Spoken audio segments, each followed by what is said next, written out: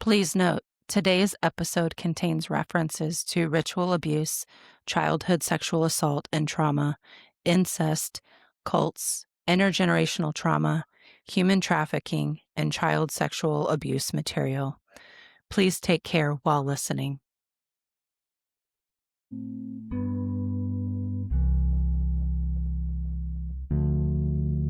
Welcome back to We Are Not Broken. I am your host, Dr. Christy Wild, and I'm joined in the studio today with Jade Lore.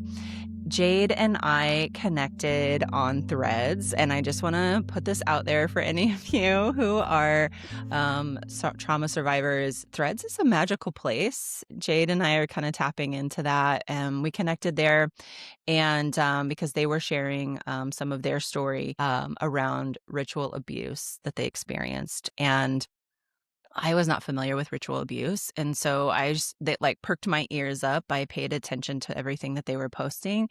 And that led to us actually kind of collaborating and coming together on this episode today to bring you some of Jade's story, as well as some of the behind the curtain, I guess you could say, about ritual abuse and the things that, especially around the things that we're seeing surrounding Epstein and et al. But we will get there. Jade, welcome to the show. Thank you. So excited to be here. And also so grateful for Threads. Right? I never thought I'd say that about anything in the Meta family, but Seriously. I am. It's like, this is what I'll say, because as soon as Meta realizes that they could be harvesting more money from it, it's going to change. So we just all have to really enjoy it for the time being, because it's just raw. It's just people sharing, people responding. It's all very raw. There's no ads. It's amazing. Truly. Yeah. And you found some of your community there too. Oh my God, I found the love of my life there. I found my spiritual mentor there. I found you. Yeah, no, that's been amazing. A gold mine of connection. Yeah, that's incredible. Mm-hmm. That's incredible. Okay, Jade, let's just kind of dive into your story. You share a lot about it on Threads, but this is kind of our opportunity to actually dialogue and get a little bit more in the nitty-gritty. From what I've collected, and you can correct me if I'm wrong, you really weren't aware of a lot of your trauma until you were an adult. Is that right? That's correct. Yeah. Yeah. Absolutely. Yeah. Can you tell us a little bit about that process? Because you've endured a lot. And so, tell us a little bit about how that came back to you. That's such a huge process. Yeah. I mean, I have what is clinically known as dissociative amnesia. And so that is basically where the trauma has been locked away, stored away, and it is common for children who have endured horrific traumas to basically not remember the trauma at all, right? And so I have that, and so I went throughout my whole adolescence, childhood, early adult years, knowing that my family was unwell, but thinking it was normal. I was it's a normal kind of unwell. I was no, but this is what other people experience, right? This is what it is. I'm sorry, I'm laughing because I'm just I know that. Right. Normal unwell. Right, it's normal. Yeah. And it took one of my closest friends at the time, who came from a very dysfunctional family, to be your family is really bad. And I was what? And that kind of set my mind in motion of this isn't a normal unwell. And that relationship I had with her was when I had my magical awakening, right? So I had this moment of realizing that magic was real, and that I was a deeply spiritual person, coming from a very staunch atheist place, right? I was holy crap, wow, the world is so much more mystical than I had ever realized. And it was really through that relationship with this friend who was raised as a witch and who was your family is not okay, that I started to unpack some of what was going on in my energetic body, right? And so I started learning about the chakras, and I started learning about different energy systems, and I realized that my heart chakra was closed. And I had been having all of these relationships with men. I just got goosebumps. Ugh. Yeah. Yeah. Thank you for that validation. Yeah, I had been having all of these relationships with men that were abusive, like different flavors of abusive. And they would say they would love me, but then they would hurt me. And I was like, what is this happening? I was like, there's something happening here. And so I started trying to open my heart because I was like, my heart's closed.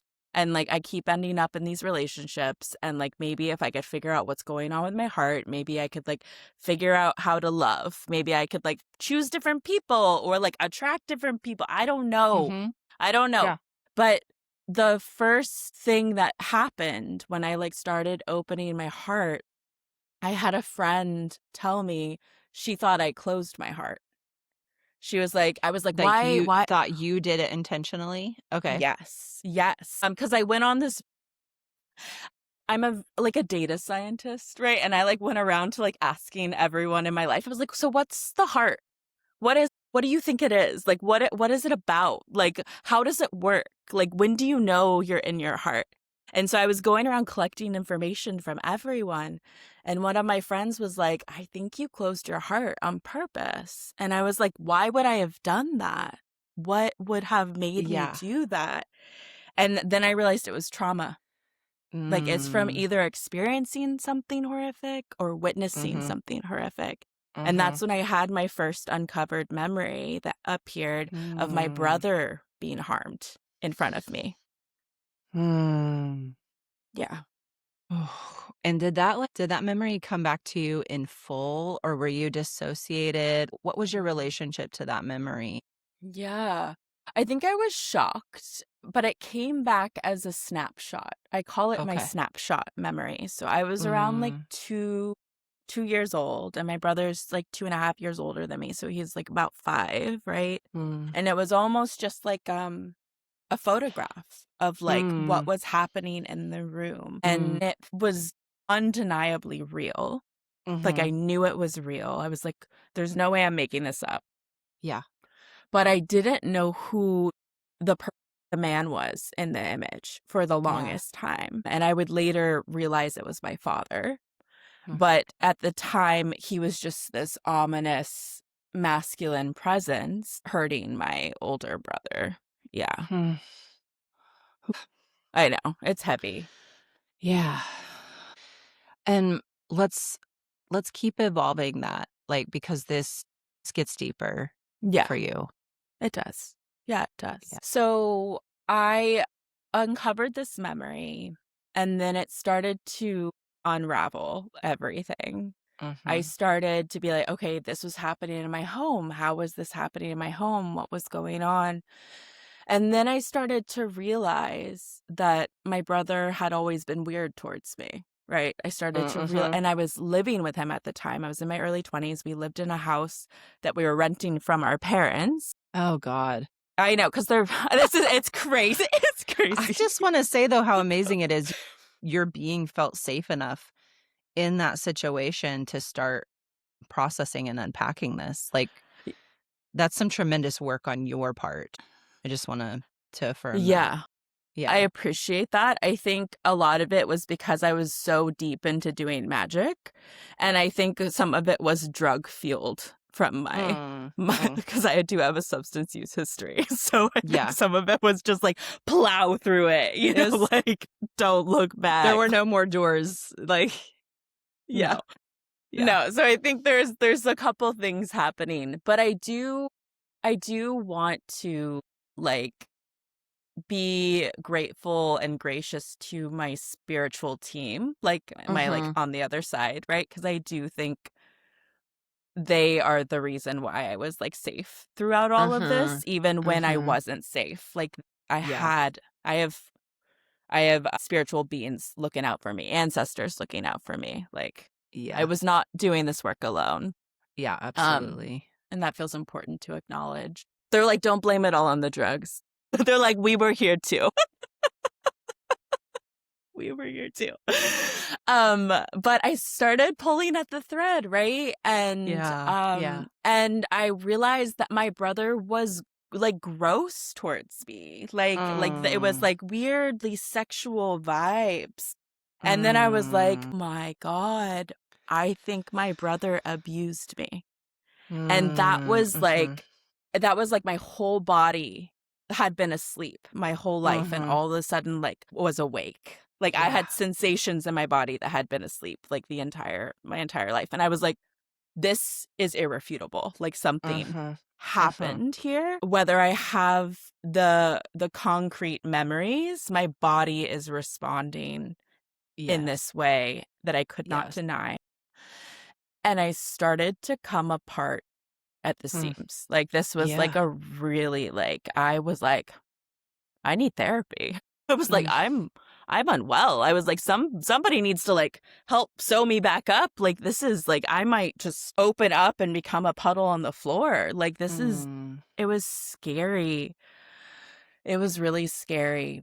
And so I did the only thing an uninsured kid with rich parents could do at this time. And I called my mom and I was like, I need therapy and like I need support and I'm falling apart and I think my brother abused me. Mm. And this is why. And so she flew out to where we lived in Asheville, North Carolina, and proceeded to try and tell me I was crazy. Okay. I was like, how's mom gonna respond to this? Okay. Yep. Typical. I'm crazy. Like, how do I want her to demonize my brother? Like, how could I say these things without any proof? Like, Oh. I had best friend was planting ideas in my head like I'm just on drugs and I was like, okay, I might be on drugs and also I also just want to say this is a very classic line. Like they think they're being so original, but my dad said the same thing, that people are just planting ideas in my head.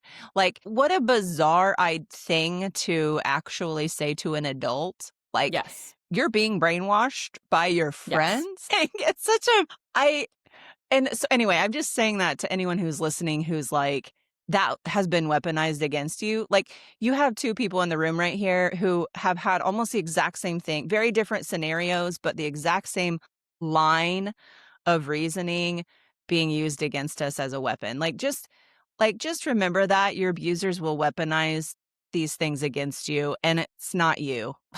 It's not fucking you.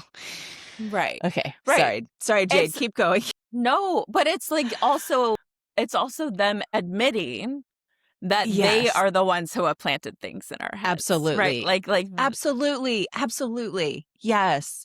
like It is. You're right. They're telling on themselves. mhm. Absolutely. Mhm. Mhm. Yeah. It's Yeah. like no, actually that's what you've done and that's what you're Yeah. trying to do right now in this Right now. moment. Exactly.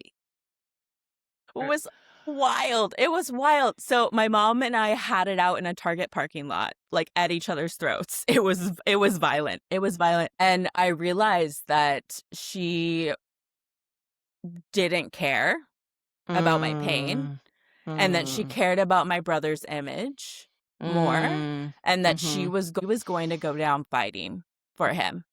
Were you And I able was to pick that all up just from that conversation? Like to put those pieces together? It was, yeah. Wow. yeah, well, it was kind of like the whole stay. She was there for a couple days and she kept trying to put me in positions where I'd be with him. She like put us in the back of a lift together and I almost like got out and like I probably should have gotten out and like just been like, I'm gonna walk home, even though it was like miles away. And she kept trying to invite him to dinner and she kept just trying to pretend like nothing was happening. Yeah. And I was like, something is happening. I don't feel safe and you don't care. And then Yeah. we had it out in the parking lot and I was like, oh, this woman is never going to support me Yeah. around this. And so I basically sat her down before she left and I was like, either I'm crazy or this is true. Either way, I need therapy and I don't have insurance and I need you to pay for it. And I think she was latching on to the like, you're crazy part. The crazy one. And she agreed. Thank goodness. Because I found this really amazing therapist who was so trauma informed and so Mm. amazing. She is literally, well, yeah, one of the best. I couldn't have lucked out better. But I was applying to grad school at the time to be a therapist. And I was like, so I'm going to grad school in like 6 months. And so I need to figure out this trauma stuff before I get to grad school. I So need if we to could just just like, wrap it up in 6 months. Can you just give me the boot camp version? and she sat me down and she was like, so that's not going to happen. So that's not going to happen. And that was 10 years ago. Mm-hmm. Like that. So she was right. And I'm still in therapy, right? And we're still uncovering things. But she was basically like, this is going to take a long time. And I don't know how long that'll be, but you need to know that like it will not be complete by the time you get to grad school. And we need to go at a slow pace intentionally. Good. That's a good therapist right there. She was amazing. She was so amazing that she pissed my mom off, and my mom tried to report her to the board. Of course she did. Right. Yeah. Of course she did. She was so amazing. But then I went to grad school to be a therapist, and so I was like deep in like psychology, or like deep in the healing work and deep in self-reflection, because so much of school to be a therapist is like, how has your life shaped you? And like, how is that going to show up in the room? Right. And I just kept pulling at the threads, and more stuff kept coming out. Like realizing I grew up in a very incestuous family. Like it was generations deep, right? Like it was like my grandfather like abused my mother abused us, my grandmother abused my mother abused us, like my father abused us. Like it was just like so gnarly. Excuse me. You're okay. It was so gnarly. I was curious if you, like, when you were realizing, okay, my mom doesn't care about me, did you have any suspicion at that point that your parents were involved too? Or was it just like you're kind of leaving it at like, they just don't care about me? Like that's kind of where you were? Yeah. Yeah, that's a great question. I didn't realize my parents were involved until I stopped talking to them. So I ended up realizing that they were never going to support me. This was in 2018. Maybe I realized around 2017 after I moved to the Pacific Northwest, which kind of, I'm like, did we come here to heal? I know our parallels, like that's so fascinating. Yeah. the land. It is. It came here to heal. And so after I moved out here, I was like, oh, neither of them are ever going to support me. And I can't heal with them in my life. And they were trying to get me to come down to Texas to see a sexual abuse specialist that they had chosen that we could do family therapy with together. Which I was like, oh my God, no. I was like, this is a trap. Yes. Yes. Oh my God. I just can't even like, oh yeah, a trap. I mean, and not just like a like trap you into a family therapy session where the therapist like mentally and emotionally abuses you, but like what other aspects of that trap could have been there too? Like, oh, I'm so glad your spidey senses were like, no. Yeah. Well, I'm like, are you going to try and put me on an involuntary hold? Like, that was like worst case scenario is like that they try and like, do something. Yeah, scary. But I was like, no, I was like, I will meet with you with a therapist of my choosing at a time that I choose, and it will be in Portland. And so I was like, wait for my signal, like I will reach out to you when I'm ready. And I was like, I'm a badass. I was like, yeah. I was like, I did that. And I found another angel of a therapist who agreed to host us. Wow. And she knew that it was probably going to be a breakup. I was like, hey, there's like maybe like a 1 to 5% chance that we end up having our 2 sessions that we scheduled just in case there's some repair work. But it'll probably be 1, and I'll probably leave early because I'm most likely going to break up with my parents. Like, are you still willing to do this? And she agreed. She agreed. And in the session, she gave me the most validating look I've ever experienced in my life. My parents were both coming at me, being like, you're untrustworthy, you are an unreliable narrator, you're dramatic, like you have a substance abuse history, you've done nothing with your life, while I'm in grad school. Why, yeah. Right? They're like, you are unsuccessful. I'm like, literally, what do you think is happening here? But the therapist looked at me, and it was like this look of like, oh, like, this is bad. She was like, this is bad. And my guides, my spirit guides were like, get out now. And so I told them, I was like, this is it. We're done. Maybe if by some chance, like, something changes and your like personality shifts, like if there's like some like drastic change in the world, like, we can reconnect. But as of now, I want nothing to do with you. And we're done. And I walked out, and I walked to my car, and I felt this cord from me to them, right? Like this energetic cord. I felt it like pull, and I felt it snap. And I was like, that's powerful shit, man. Yeah, I know. It was like confirmation that was the right choice.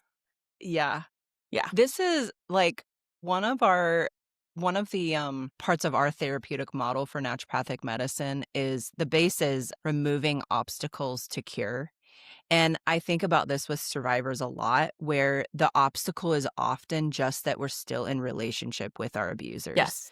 Like, that's like the primary obstacle. And and for this reason, like, because we are like literally tied to them energetically and spiritually. Yeah. And so I think it's fascinating that like that happens, and then you're like, oh wait, my parents are probably involved. And then you're safe, your being is safe enough to like actually start kind of unpacking that stuff. So correct. Take us there. Take us to that part of your journey too. Yeah. So I don't know how long it took after breaking up with them that I started to realize the abuse was from them as well. And then it made sense, because I was like, of course they're defending my brother. They're hiding this giant secret. Like he's just the tip of the iceberg. Like, if you keep digging, it inevitably leads to them. And Correct. And so like I'm like, oh, this makes so much sense. They were so guarded and so vicious towards me, because if they acknowledged my brother abused me, then all of a sudden it would open this can of worms. And the ritual abuse cult that I grew up in is the Illuminati, and they thrive on secrecy.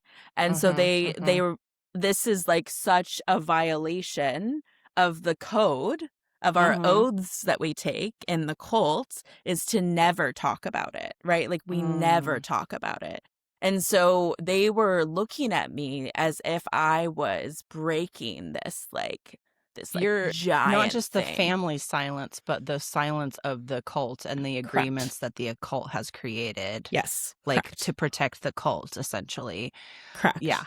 So it's like, in essence, like, their responsibility is to silence you. Like, their responsibility to the group is to silence you in whatever way possible. Correct. Right. Yeah. Right. And if not, then to make me appear crazy. Yeah. So that I won't be believed. Right. Yeah, exactly. Yep. Yeah. Which is what happens in families. But then you have like the next level family, which is like the cult family. So you have like another layer of pressure, essentially. Correct. Yeah. Correct. Shit. Yeah. Yeah. Tell us about the cult. Tell us about this piece, because this is like, this is the foundation of it, right? Like, this is kind of the core of all of this. All right, buckle up, everyone. This is some freaky shit. Yeah, throughout my trauma like healing journey, I started to uncover like weird memories of like people in cloaks. Like, I started to uncover like I started having weird dreams of like my mom like chanting Bible verses at me. Right? There was just like weird magical stuff happening in the stuff that I was uncovering.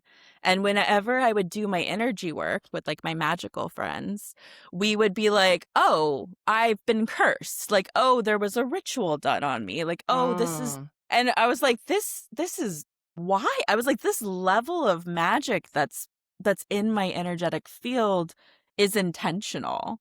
Right. Like, and I was like, this is so like we found a thing in my field from my dad that was to stop me from finding like true, like unconditional love. And it was like Oh. lodged in the back of my neck. And I was like, that's intentional. That's not just like somebody throwing hate at you. Like that's like a whole Yeah.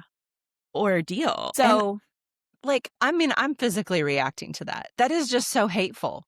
it's disgusting. And it's disgusting. Like, because unconditional love is how you heal. Yeah. So essentially what they're saying is we are breaking you and you are never allowed to heal. Correct. Like, fuck them. Yes. Thank you. I'm supposed to say it out loud. Thank you. Yes. Thank Fuck you. that shit. Yeah, it's wild. But the cult, yeah. So the cult ideology is basically like, it's about power and control.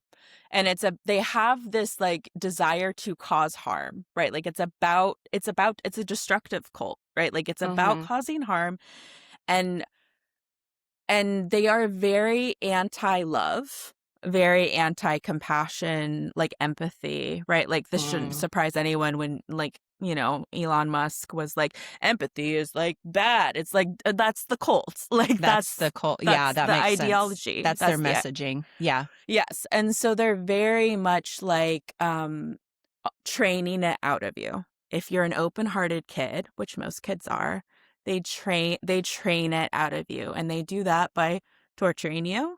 And they do that by forcing you to torture other people. And they do that by, like making you witness horrific acts over and over again. And if your heart remains open, they come at you 10 times harder. Right. And so this is how they operate. And so part of that is also a criminal enterprise. Right. And so the criminal enterprise surrounds like the selling of children, right? The selling of women and children trafficking, as well as creating like child abuse material, like to sell. And the secretive nature is what protects the whole organization from being discovered by the pop, you know, like general pop, you know, gen pop. Right. So.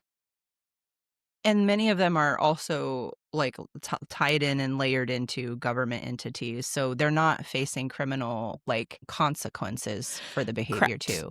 Correct. Yeah. A lot of them, right. Like a lot of them are like clergy members, like they have people in the police, right? Like politicians, local politicians. Like it's not just like the bad guys, you know, in the White House. They're very much woven throughout, which is bananas. Well, I just want to say there's two things coming up. And one is, first, I want to address you. And I just want to say I'm so sorry that this is your experience. Thank you. And then two is like the next level, like the social consciousness is like, it's like, oh, I like a little bit of sickness to my stomach. Yes. Right. And just like how insidious that it all is. Yes. Yeah. And that's an appropriate response. Thank you. Right? I know when there's trauma survivors in the conversation, because we're like, that's a good response, honey. That's right. Like, you validate that shit. But it's disturbing. It is. Like no, it is. It's just, I just think it's funny because it's like we've gone through so much shit without being validated that our responses are appropriate. So we're like, you get it, girl. That's right. It's appropriate.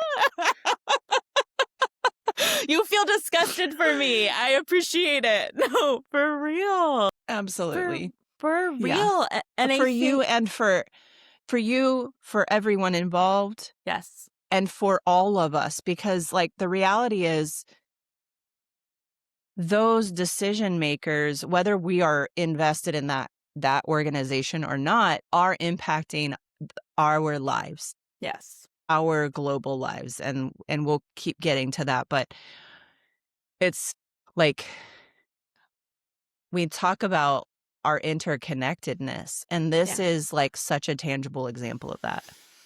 Yes. You know, we are all interconnected in this. And so the way I'm feeling in my body right now is because I'm connected to you. Like Yeah. I'm connected to you and to this big network. And Right. it's a negative impact. Like you said, it's a destructive force. Yes. And we have to acknowledge how that makes us feel, which is like Totally. shit. Totally. Yeah. Absolutely.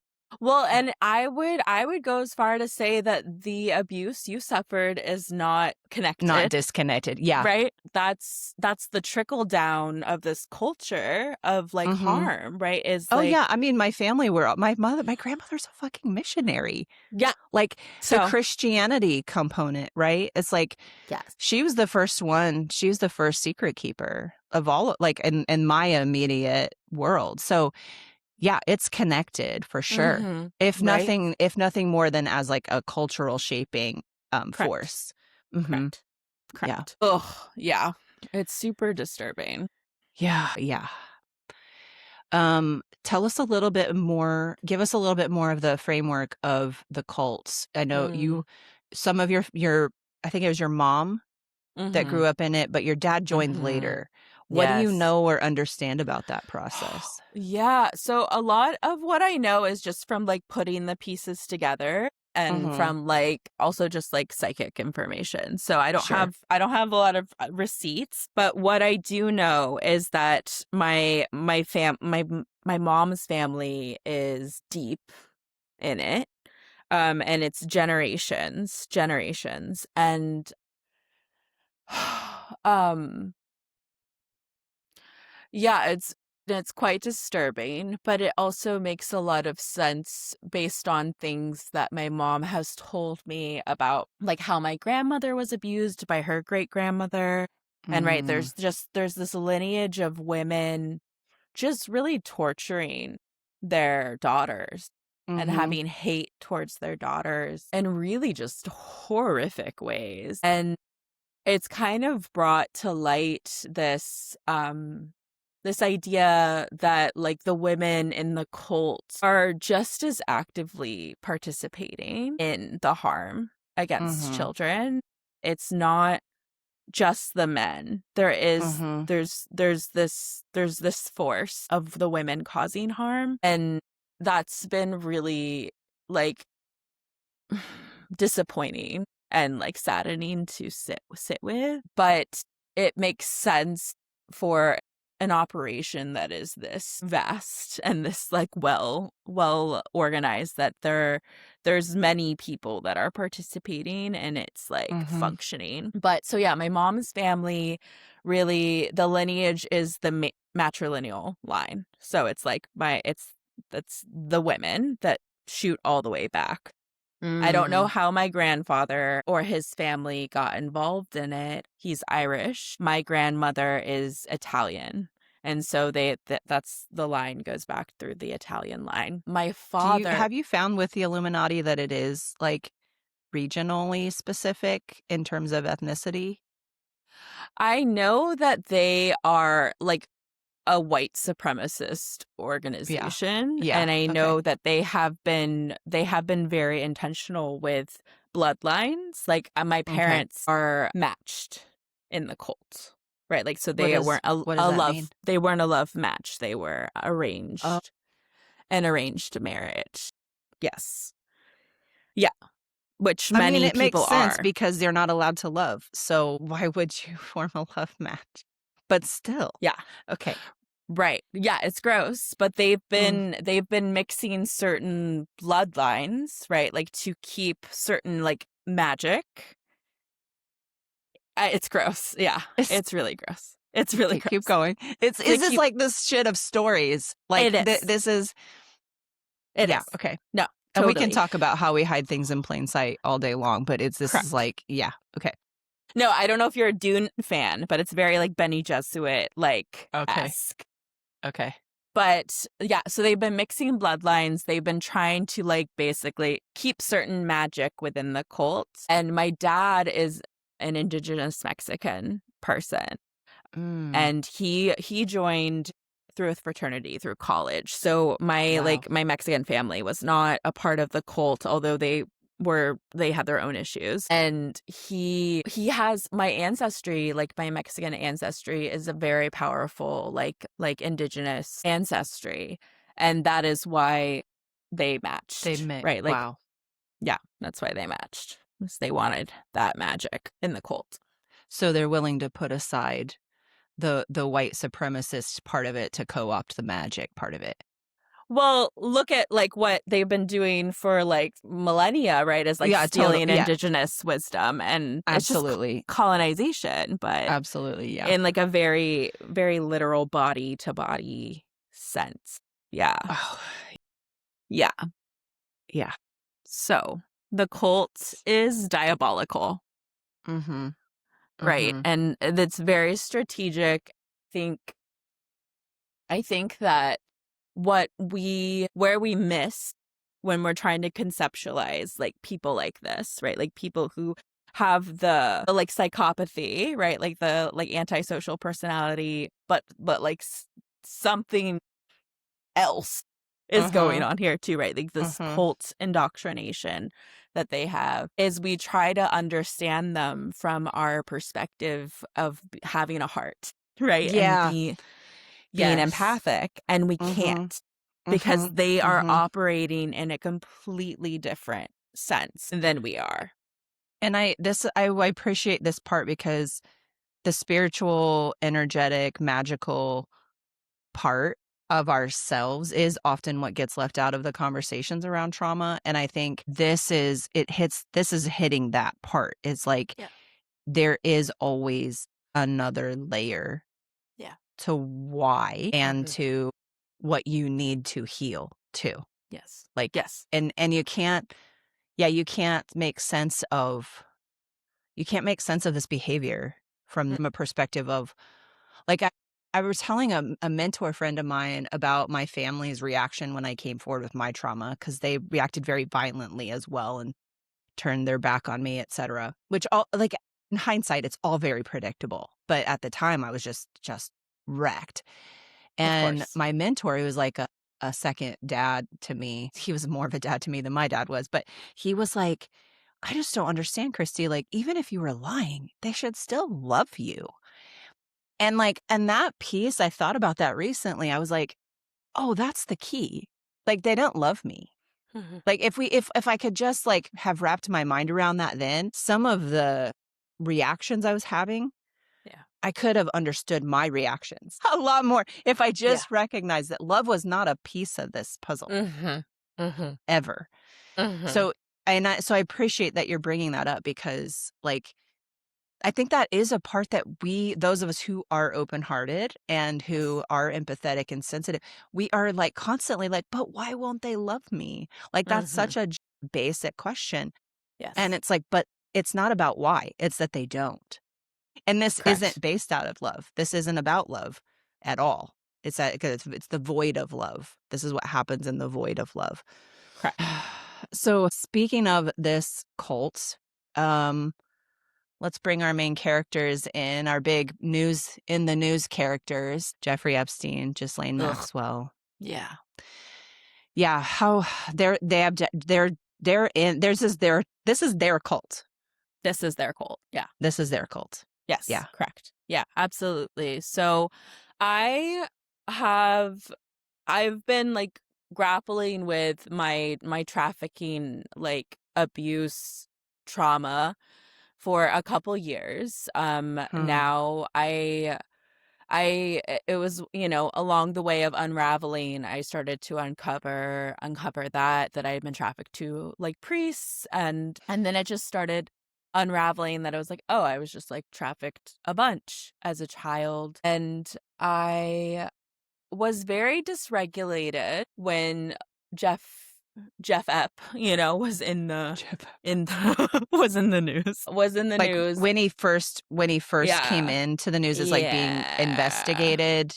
Okay, like Yeah, that time frame. when it was like all over the news at Yeah. the very beginning, I was so dysregulated that I was like, I might have to like take time off work. Like I was like Mm, I was like I can't look at the news. Like I am so dysregulated. mm, I don't think I can be a therapist. Like I was like I think I might like what if I can't be a therapist ever again? You know, like I was like having these like It was really crippling for you. yes. Yes, and Yeah. I was like it's because I'm a trafficking survivor, right? I was like that's why, you know, like I'm feeling the impact of it which would have been valid, right? Totally. Yeah. Which would have been valid. And so I was like, that's what it is. And the more I started to unravel this ritual abuse history, I started to have more memories, explicit memories of being trafficked and being trained to be trafficked, right? Like Wow. where they put you in small confined spaces to basically train you to withstand like confinement so that they can bring you in and out Mm, of places, which was very alarming to discover. mm, I started to remember being trafficked through tunnels, like underground, which was also very destabilizing. So those were kind of the breadcrumb trail to me yeah. realizing the Epstein memory, which actually I only remembered last fall. Right. Uh, So it was like Epstein was all in the news, and I was starting to have my internal, like, oh God, I'm imploding. I'm uh-huh. imploding. And, and I had all of this information about how I was being trafficked within the Illuminati. And I just was like, okay, just check in with myself, you know? Just check. We're just going to turn inward just for a second. We're just going to turn inward and be like, Mm, why am I so dysregulated? Like, could there be something here I'm not looking mm-hmm, at? And mm-hmm. then a memory came forward. And I was like, oh, that's why.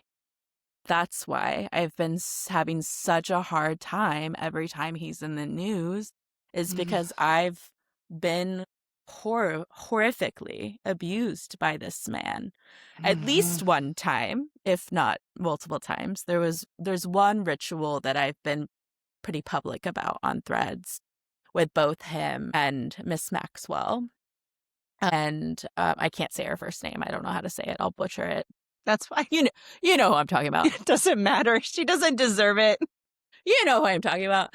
But yeah, I recalled this memory of a ritual where I was sexually abused by both of them that my dad brought me to at this really big Illuminati party that was happening. And I was little. I had to be around 6 years old Mm, when this happened. And so I was brought there, like bathed, put in like this white gown, and my mom went and partied with her friends, and my dad brought me up the stairs and sat and watched in the corner while these two people cast a circle around me and brutalized me and did some malignant magic on me as a young, tiny thing. I know. I just want to hold baby Jade right now. I know. Let's step back a little bit. When you think about like how difficult it's been for you to access your memories around this, I'm thinking about the women who've come forward publicly in terms of legality status. There's a lot of Yeah. people who've come forward, but the folks who are pursuing legal repercussions.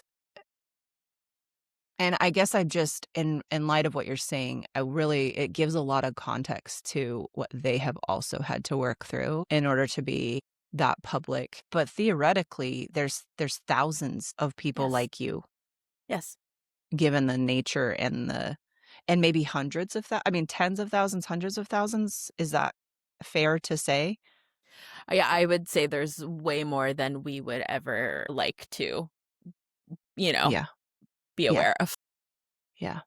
You know, it's horrific. And to think of the children that have died at the hands of the cult, like that's bringing tears up to my eyes. Like, and I'm stuttering thinking about it, right? Like the people who have lost their lives, like that remain missing or undocumented, right? Like Mm-hmm. it's really it's really a high level operation, and I think that it's hard for us to wrap our minds around the magnitude Mm-hmm. and the Mm-hmm. impact. Yeah. Yeah, Yeah. Magic saved you. it did. What do you want to share about that? Oh God. Yeah, what's my fun anecdote is before I started my private practice, I was working with this lady at a group practice who was she's a trauma therapist, so it was a trauma group practice. And I have lots of bones to pick with her, but one I don't have to pick with her was that she was knowledgeable about ritual abuse, and she Mm, knew about it because she had been working in the field. She was like, when I first heard about it, I thought it wasn't real.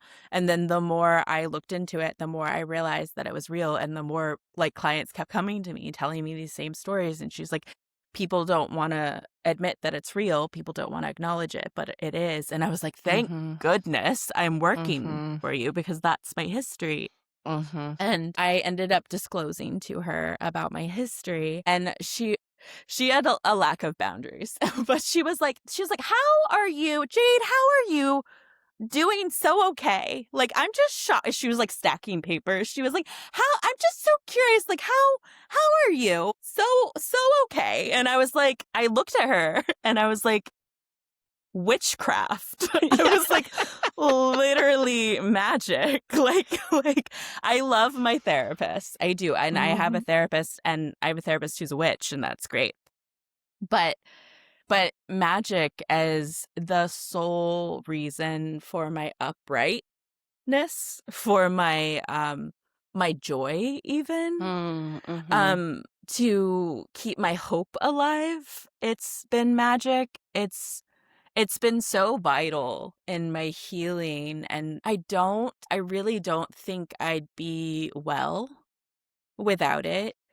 And as I said when we first started the conversation, it was my magical awakening that set me in this direction of uncovering the truth, right? Mm-hmm. And it's Mm-hmm. just been such a vital force for stability and for belief in healing, right? If I didn't believe in magic, have faith in magic and its ability to like heal the impossible, I I would feel like my abuse was limiting in Mm. ways that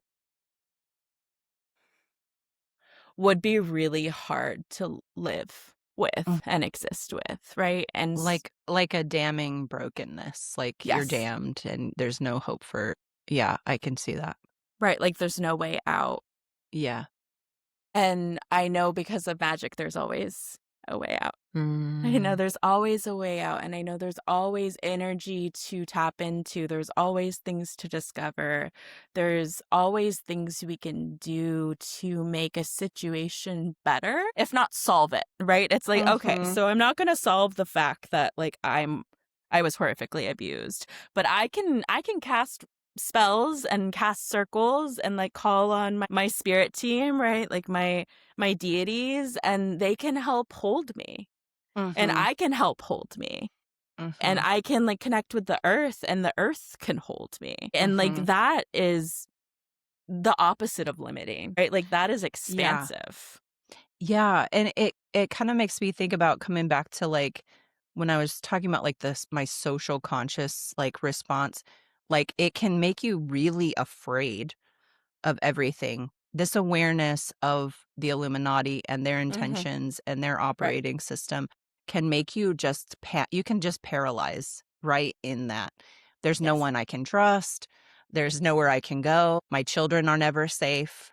Like it can really freeze you, but with Yes. magic there's ways to protect yourself Correct. energetically and Correct. spiritually. And that's been my experience too, where it relieves me of the burden of worrying about every single encounter. Yes. and worrying about like every single neighbor and every Yes. single, person at the park or Mm-hmm. and I have to tell you this because it makes me think of that. My 3-year-old got out of the house one night when there was like we live right next to a public park Uh-huh. where there was a consistent amount of people who were pretty invested in substance use who were like moving through the park. It was like 10:30 at night. Got out, went all the way to the playground, completely untouched. Like just yeah, and I like I'm like, if anything will convince me that child is magically protected, it is that kind of shit because Yeah. he was prime for the picking. Like he just could have been snatched, and everyone there is transient. I have no idea who these people are. They're not my neighbors, Right. so I don't know their names. I don't know where I don't know where they're going next. Right. And once we realized, we didn't even know how long he was gone. Once we realized he had snuck out, we're like in the front lawn, like yelling, and like he comes, I'm over here. And he just comes bouncing down the pathway, and there's like an orange glow behind him from the park light, like a little halo. And I was just like, I'm losing my shit. But reflecting on that, I'm like, this is the power of magic. Yes. I surround him with love magic all the time so that Hell he's not yes. touched by these things. And this moment is one where he could have been just Yes. horrifically damaged Yes. and instead was just like, I'm just playing in the park, Mom. What's up? Wow. Yeah. Wow. Wow. Yeah. Wow But is things right. like that, that's the evidence, right? It's like, oh no, this like Mhm. magical stuff, there's something to it. Yeah. There's something I very read real. somewhere recently too of like someone was talking about like a lot of the spiritual practices he was exploring, and magic was what he came back to because it was the one spiritual practice that was about harmonizing and balance. And that really stuck with me, that it is very much magic really is at the core about relationship too. Mm-hmm. Our relationship to Earth, Earth's relationship to us, Yes. animals, like plants, all of that. And Mm-hmm. that's a harmonizing relationship. It's not about subjugation or colonization or conquering. Yes. It's you're in relationship to, and everyone deserves to be healthy in that relationship. Mm-hmm. I don't know. Has that been something you've like experienced as well? Yeah. Yeah. Well, Yeah. I haven't thought of it quite like that, but it Yeah. feels, I'm like, oh no, that's totally what it is, right? It's like all about Yeah. connecting with like the herbs I'm using, connecting with like the energies, right? Like it's all about like reciprocity. Like what are Yeah. we creating together, right? Like it's not like me extracting from a thing. It's like, hey, will Right. you help me accomplish this task that I'm trying to accomplish, Right. which is And so what beautiful. we see really with the Illuminati is actually an exploitation of that. It's not magic itself. Yeah. Yes, Yeah. exactly. And I think, yeah, I mean, they are like the colonial capitalist patriarchy, like, like Mhm. infused in like a The religious. 3-point hat. It's just like it's like what are y'all doing? But they understand the power of magic and ritual, Mhm. and Mhm. they have been weaponizing that Yeah. um for a Yeah. very long time. And I think that's why it's been the medicine for me, is reclaiming my relationship with ritual and Yeah. it's gonna make me cry, reclaiming my relationship with magic, because Mm. it was used to cause harm on Yeah. me, and I was taught to use my magic for harm when I Mhm. was in the cult, right? Mhm. And so reclaiming it in a way that feels true to my essence, right? Authentic and in right relationship with the world, with my value system, has been the balm, right? Like Yeah. it's been the thing that I needed the most Yeah. to get through it. Speaking of weaponization, you've shared a little bit about the psychology and dissociation, things like that. The way that, and your experience of dissociated amnesia.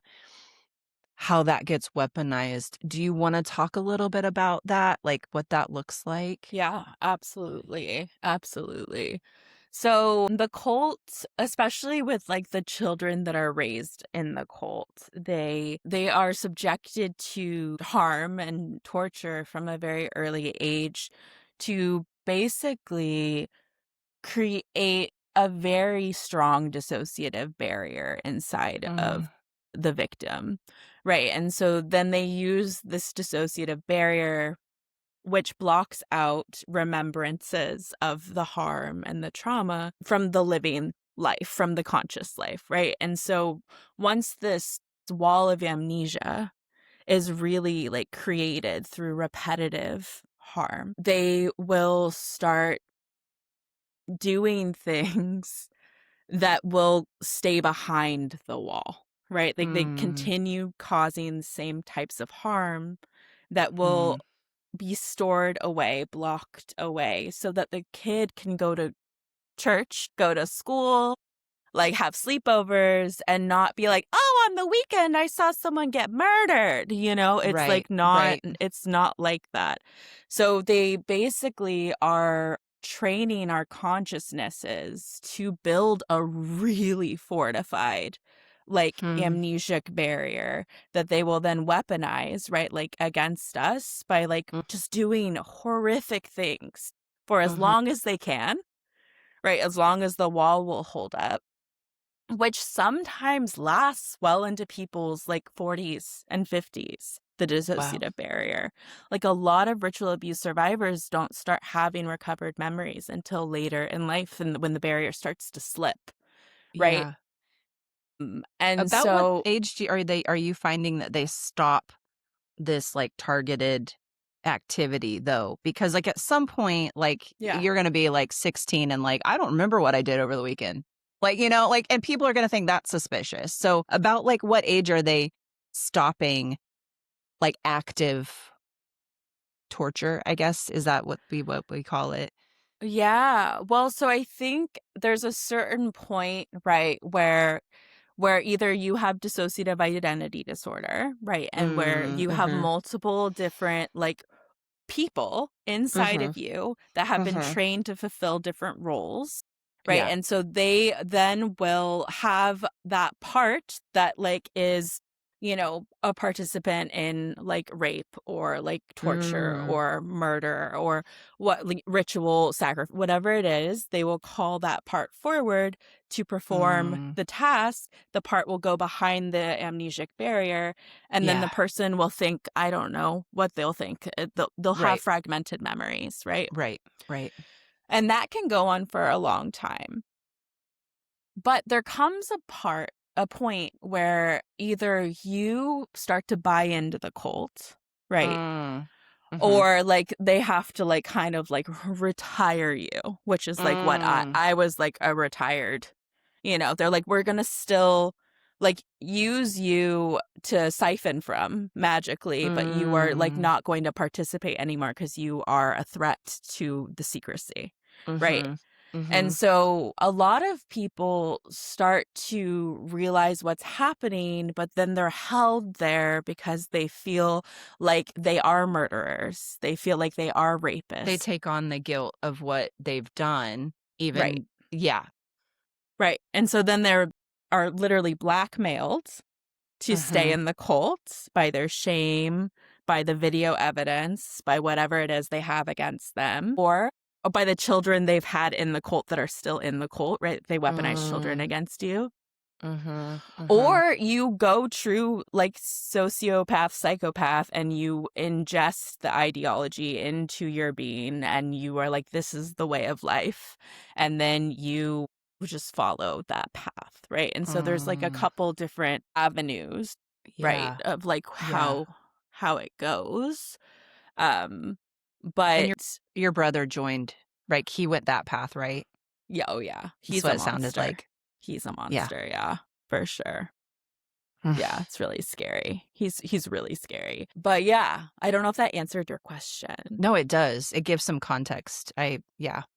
Yeah, but Mhm. the cult essentially, and I think what was kind of being talked about in the files, like the latest drop, is the research that has been put into like understanding the mind, right? The And like psychology, like, yeah, of that's what I've heard torturing anyway. people. I personally am not reading them. I I wouldn't took read your them. advice. You're like, it's sticky. Don't do it. And I'm like, I am not doing it. You don't need to. I'll listen to survivors 8 hours a day, but I That's cannot perfect. look at the evidence in terms of like, No.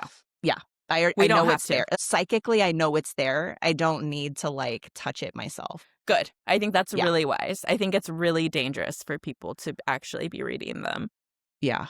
But they've invested so much money in understanding dissociation and understanding how to fragment people's consciousness, right? And so they've been doing this and perfecting it for a really long time. Like, they know things about the mind that, like, we don't know because they're keeping it to themselves so they can use it against us. Yeah. We're just injecting like nice big breath pauses here because this is a lot to take in. So I'm so sorry. Oh my gosh, girl or friend, sorry. You do not need to ever apologize for this is your lived experience, first of all. And I invited you here to share it. So apologies from you are never necessary. Okay. These these fuckers who need to owe us all kinds of apologies. You know, so one thing I think you've shared about it and other survivors have as well who've been affected by this ritual abuse, talk about like it being hidden in plain sight.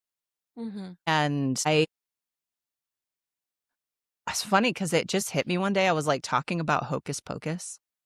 Maybe we were talking about it, but anyway, you know, it's like cult classic from the 90s. Like, it's so fun. I love Bette Midler, you know, just, and then I was watching it and I've always felt very uncomfortable with the child part of it. Like that they're luring children in, that they're sucking their soul out of them essentially. And as you shared more and more publicly and other folks who've been affected by this, I'm like, oh my God, this is actually literally what they're doing. Like casting spells, luring children in, and siphoning off their life energy. Like that is not a fictional story. But I think, you know, it goes back to like what you've said about there's power in making it fictional, right? Because it will always be fictional then. That's just a story you're telling, right? Like that's just you got that idea from a book. Or you got that memory. That's not a real memory. That's from a movie you watched, right? Like you can always like, they've used media too, for this like collective brainwashing, of all of us to believe that these are just stories and not lived experiences. Yeah. Well, and it gets even like shadier, right? When you like look into Hollywood, right? Like we've talked we've talked a little bit about politicians, but when you hear about people that have been in Hollywood, right, and who have tried to get things made that are authentic, that are queer, right, that are like that are grounded in like truth or like, I don't know, reality, like real stories that need to be told, and how they get shut down, right? Like Hollywood is really a part of the machine, which is curating what we are exposed to.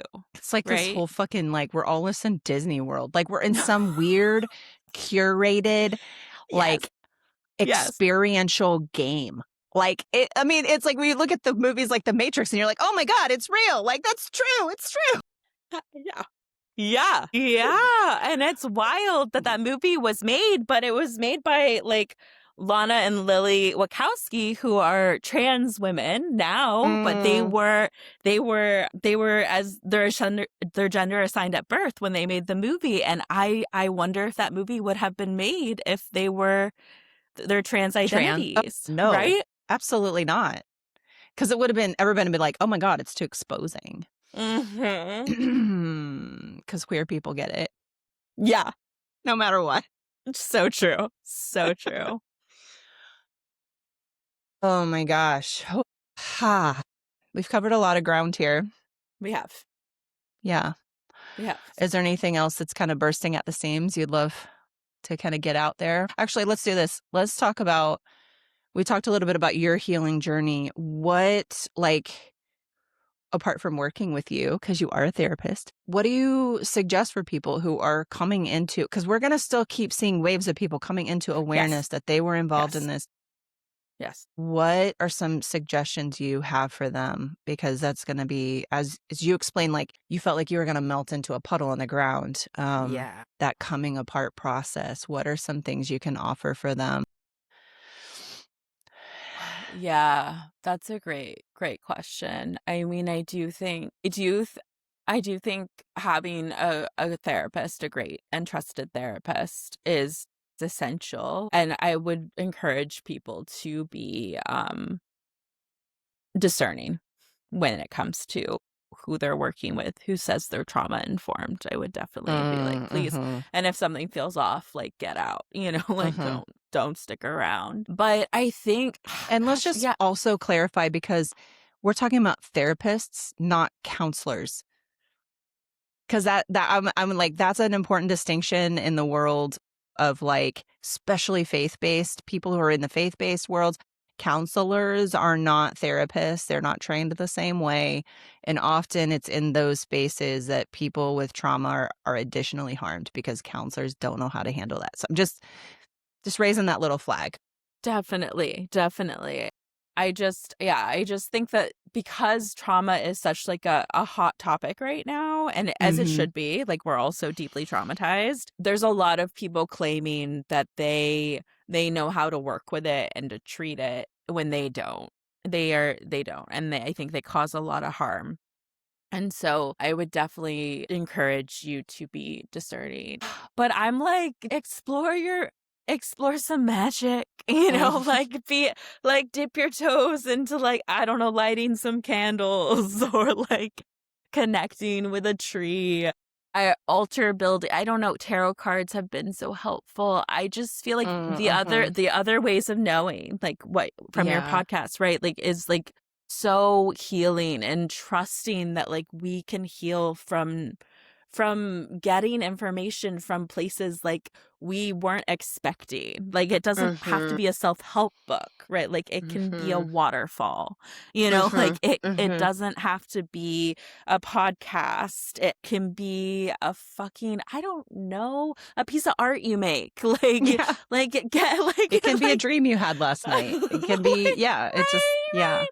It can be all sorts of things, but I would definitely, discernment is the key, and I think that goes for who you surround yourself with, right? And, like, who you listen to. Like, I think I've had to let go of a lot of relationships because they weren't able to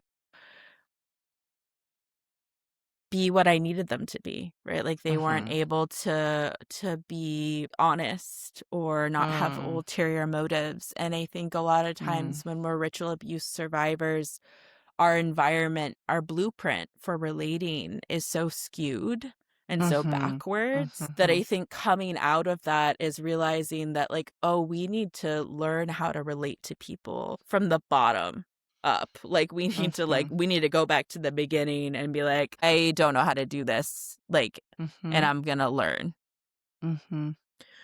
So I don't know if any of that even answers. just that, like, that line of where you end and someone else begins is so blurred. You've never really been given the opportunity to be your own container. Yes. And you have to understand your container before you can merge containers. Oh my God. Oh my God. It seems so basic, but it's that was stolen from you, essentially. Yes. And I appreciate that discernment piece is really powerful. And I, you mentioned a previous episode, other ways of knowing, and how powerful that is for child survivors, because we often don't have a literal memory to hang our hat on. oh, I know it was this day at this time Right. and under these like we're Right. putting so much of those pieces together just through our memories, through our feelings in our body, through our experiences, like something someone says to us, and a book we read and it sounds eerily familiar, and why does it hurt? Like you're mentioning how you responded to like just seeing Epstein on the news, and like how that Yes. was like that was a that was an invitation for you to go, something happened here. And Yes. just that question can unlock so much. So that discernment, though, that feeling, you feel icky in your body. You feel like the hairs rise on your arm. You feel like you're going to pass out in public. Like, Uh-huh. pay attention. Those are little signs for you to trust, to begin trusting. Even if you don't know, you can just go, oh, something's off. Something's off. Yes. Just acknowledging something's off can be really powerful for your being. So I agree. I appreciate that you mentioned that. Yeah. Yes. Mm-hmm. Yeah. Yeah, the somatics are where it's what it's all about, right? So seriously. Yeah. Yeah. It's so fascinating, the psychology piece, because it really is our bodies that tell Uh-huh. us. Uh-huh. Like, they're controlling our minds because we have said societally that our mind is where it is, but Right. our body will never let go of that information. Mm-mm. No, No. you can't get it out of the body. Like, Uh-uh.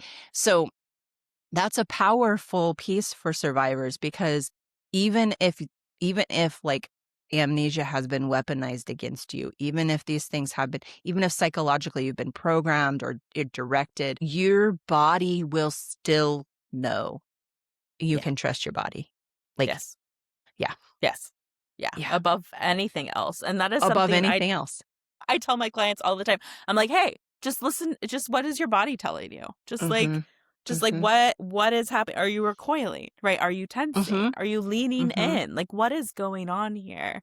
There's Yeah. so much Are you getting, valuable is information." your gut hurt? Yes. Right? You can't breathe. Like, these things are what I work with. It's like, are you struggling to swallow things because you're nauseous all the time? Like, Mm. I was just looking into a study that was connecting like lower urinary tract symptoms. So like, do you have trouble peeing? Oh, Just, these are interesting. like such simple, like, does your pelvic floor actually just lock up and you cannot urinate? Like, Whoa. you have to pee and you can't because you're in a Whoa. public bathroom, or yeah, I mean, these Mm. little clues that say like something happened here. You should be able to urinate if you have to pee. That's just a very normal connection. Or maybe you're Yeah. getting UTIs all the time. Like, those kinds of little clues that your body is like, I'm trying to send a message through Mhm. any Listen. way that I can. Yeah, listen, please listen. But to me, that's reassuring, Yes. because no matter what my mind does or doesn't do, like I was sharing with you before we hit record, like I still question if I'm telling the truth. Like, every now and then I'm like, maybe they're right. Maybe I'm crazy. Maybe I'm wrong. Maybe all this Mm. is, and I can go, okay, wait, no. I want you to go back to the data, which Uh-huh. says, like, until you were 28, you Yes. couldn't pee in public. Yeah. Like, let's talk about that. Let's talk about how these, just to pick out the data points I have that my body has told me. Yeah. Nothing else, but like my body is like, this is true. This is true. This is true. That is so encouraging for me. Like, Yes. that's a helpful like thing I can fall back on when my mind, Mhm. which can be very easily manipulated, when my mind is starting to tell the narrative of my abusers, my body can be like, no, no, girl, we're Mm. Mhm. not going there again. This is not a Mhm. lie. You're not crazy. This happened to you. Yes. Yes. Absolutely. Yeah. Absolutely. And I think like that like very visceral experience, right? Hmm. Yeah. Is like that's the data. That's the That's data. that's the Collect the proof. data, my friends. Jade, it's such a pleasure talking with you today. I'm very unpleasurable content, but Yeah. you are a wonderful, lovely person. Thank you. I'm so grateful that you are here. I'm so grateful for the work you've done, for the ways your ancestors and your guides have shown up for you, for your all the versions of yourself that have showed up for you. It's, God, inspiration sounds so cliche and cheap, but it is inspiring. It is inspiring in a very deep way that healing and redemption is always possible. And I'm just so grateful that you're in the healing arts. The wounded healer archetype is so real. Am I right? Oh my God. Yeah. Like, talk about a Chiron situation. Yeah. Yeah. Absolutely. Oh, but I'm receiving that. And I love what you said about redemption. It just, I want people to know that healing from this kind of pain is possible. Mm-hmm. Mm-hmm. Yeah. And I think we have to, in some ways, walk that path first, right? And then be like, oh God, I hate this phrase, but living example. I hate that phrase. I do. I hate it. But there's a truth to that. Like, you show that. Yes. In the ways that you engage your life. And this isn't like some self-help book you're marketing. Like, you're literally living the medicine that you're sharing with others. And so on that note, I will be sharing all of Jade's contact information in the notes. Please reach out to them if you feel any way towards them, really. Yeah, no go hate. for it. We're not doing hate. So just leave that behind. But like, if you're curious or you want to work with them, or, something about this conversation brought up something for you, please feel free to reach out to Jade. And are you taking clients? Are you currently in that space? I am not taking therapy clients at the moment, but for my witchy, I am taking on witchy clients. So if you want any sort of energy work or spells casting, cool, hit me up. Cool. But you do have like some folks you could recommend if someone's looking for therapy, or no? I do not have a list of resources. That is definitely one of my goals, to create one. But if you want help finding a therapist, I'm not against that. I would be happy to poke around and find some people that are skilled in dissociation, just because I know how to navigate those resources. Yeah. Okay, Yeah. great. Awesome. All right, Jade, darling, thank you so much for joining us on We Are Not Broken.